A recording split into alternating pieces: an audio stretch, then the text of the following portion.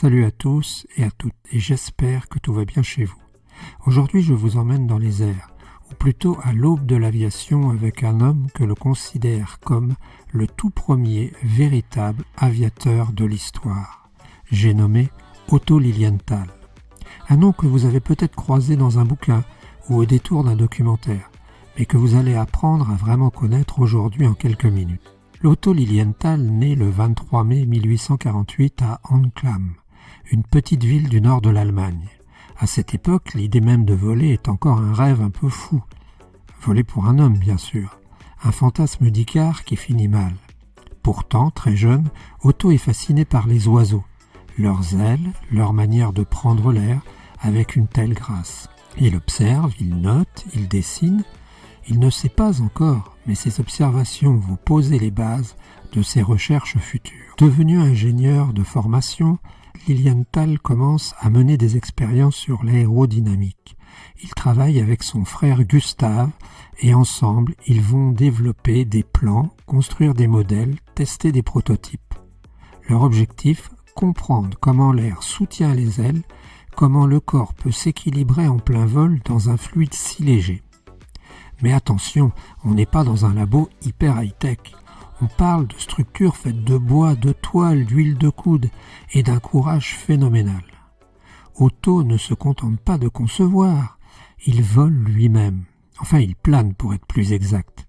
Il court sur une colline, prend de l'élan et s'envole. Parfois quelques mètres, parfois des dizaines de mètres. Il réalise ainsi plus de 2000 vols planés. On le surnomme alors le roi du planeur. Ce qui distingue Lilienthal des autres rêveurs de son temps, c'est sa rigueur scientifique. Il prend des mesures précises, publie des données, observe la portance, la résistance de l'air. Et en 1889, il publie un ouvrage révolutionnaire, Le vol des oiseaux comme base de l'aviation. Dans ce livre, il explique que pour voler, il ne suffit pas seulement d'avoir des ailes. Il faut comprendre le mouvement, la stabilité, l'équilibre. C'est un livre qui influencera les frères Wright eux-mêmes, les pionniers américains, qui feront voler le premier avion motorisé en 1903. Otto Lilienthal n'a jamais construit de moteur. Pour lui, la priorité, c'est le contrôle du vol, une étape essentielle avant de penser à propulser quoi que ce soit. Mais, comme beaucoup de pionniers, Lilienthal va payer le prix fort. Le 9 août 1896, lors d'un vol qui tourne mal, il chute de près de 15 mètres, certains diront 17. Blessé à la colonne vertébrale, il meurt le lendemain à l'âge de 48 ans. Ses derniers mots auraient été « Des sacrifices doivent être faits ».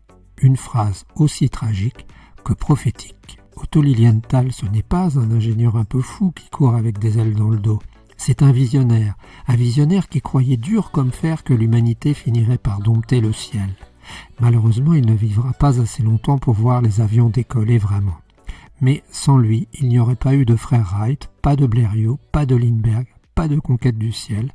Il a ouvert la voie. Aujourd'hui, son nom est gravé dans l'histoire. Des musées lui rendent hommage, des aérodromes portent son nom, et son esprit continue d'inspirer celles et ceux qui rêvent de voler.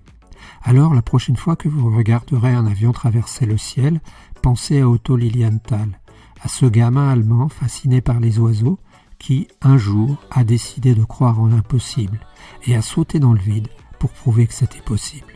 Merci Otto pour ton courage, ta vision et ton héritage.